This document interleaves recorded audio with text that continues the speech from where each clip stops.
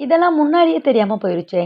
அப்பவே மக்களுக்கு தெரிஞ்சிருந்தா, இந்நேரத்துக்கு நடிகர் விஜயகாந்த் அவர்கள் முதல்வர் அப்படிங்கிற நாற்காலியில உட்கார்ந்துட்டு இருப்பாருங்க. மக்களும் அவர அழகுபடுத்தி பார்த்துருப்பாங்க.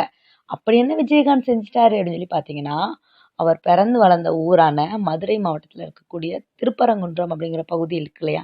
அந்த பகுதியில இருக்கக்கூடிய நலிவுற்றோர் மற்றும் நரிக்குறவ இன மக்களுக்காக தன்னோட அப்பா தனக்காக எழுதி குடுத்த இடத்த, தன்னோட பேர்ல வாங்குன இடத்த அவர் நடிகர் ஆனதுக்கப்புறம் விஜயகாந்த் அவர்களோட பேர்ல இடம் வாங்கியிருக்காங்க.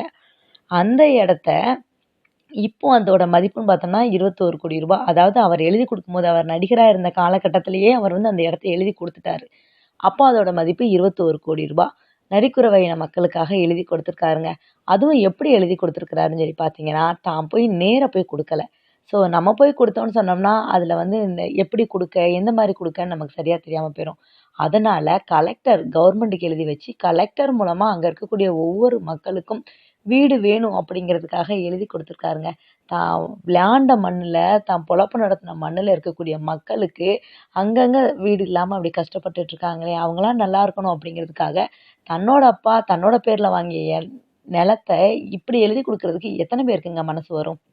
அதே மாதிரி ஷூட்டிங் ஸ்பாட்ல நான் சாப்பிடுற சாப்பாட தான் எல்லா கலைஞர்களும் சாப்பிடணும்.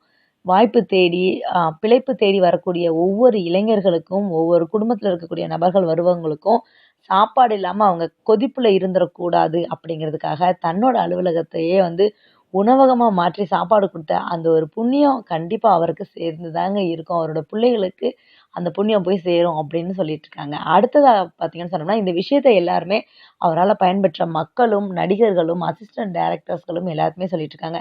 இதோட முக்கியமான விஷயம் என்னன்னு கேட்டீங்கன்னா, அவர் நடிகர் ஆனதுக்கு அப்புறமா, தன்னோட ஒவ்வொரு பொறந்த நாளுக்கும் நலத்திட்டங்கள் இப்ப என்ன பண்ணலாம்? அது என்ன பண்ணலாம்? மக்களுக்கு இந்த மக்களுக்கு என்ன பண்ணலாம்? அந்த மக்களுக்கு என்ன பண்ணலாம்ன்னு ஒவ்வொரு வருஷமும் யோசிப்பாராங்க. அந்த மாரி தான் கொஞ்சம் நம்மளுடைய மாற்றுத்திறனாளி சகோதர, சகோதரிகளுக்கு 3 சக்கர வாகனங்கள் கொடுக்கறது. கிராமத்துல இருக்கக்கூடிய பெண்களுக்கு, விதவை பெண்களுக்கு, அது மாரி கஷ்டப்படுற குழந்தைகளுக்கு படிப்பறிவு குடுக்குறது, கம்ப்யூட்டர் கிளாஸ்க்கு வந்து இது கம்ப்யூட்டர் கோர்ஸ் சொல்லிக் குடுக்குறது. இந்த மாதிரி ஏகப்பட்ட திட்டங்கள நான் அரசியலுக்கு வரப்போறேன் அப்படிங்கிறதெல்லாம் அந்த எண்ணங்கள்லாம் இல்லாம, தான் ஒரு நடிகரா இருக்கும்போதே செய்து காட்டி, அதுல சந்தோஷம் கண்ட ஒரு உன்னத தலைவன் கேப்டன் அவர்கள் மட்டும் தாங்க. இதெல்லாம் மக்களுக்கு முன்னாடியே தெரிஞ்சிருந்தா, கண்டிப்பா மக்கள் அவர முதலமைச்சர் ஆக்கியிருப்பாங்க.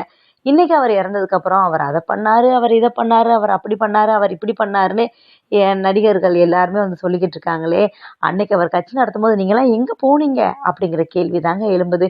என்ன இருந்தாலும் கேப்டன் அவர்கள் வந்து பார்த்தோம்னு சொன்னோம்னா, நாம வாழ்ந்துட்டு இருக்க இந்த காலத்துல ஒரு கலியுக கர்ணனா தான் வாழ்ந்துட்டு போயிருக்காரு அப்படின்னு நினைக்கிறவங்க, இந்த வீடியோக்கு ஒரு லைக்க குடுத்துட்டு, விஜயகாந்த் அவர்கள் நடித்த படங்கள்லயே உங்களுக்கு பிடித்த படங்கள் என்ன?